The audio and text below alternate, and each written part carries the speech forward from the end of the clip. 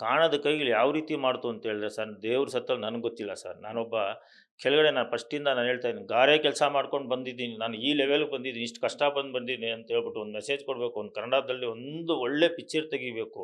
ಯಾಕೆ ಸರ್ ನನ್ನ ಹತ್ರ ದುಡ್ಡಿದ್ದಿದ್ರೆ ನಾನು ಬೇರೆ ತೆಲುಗಲ್ಲಿ ತೆಗಿಬಾರ್ದಾ ಸರ್? ತಮಿಳಲ್ಲಿ ತೆಗಿಬಾರ್ದಾ ಸರ್?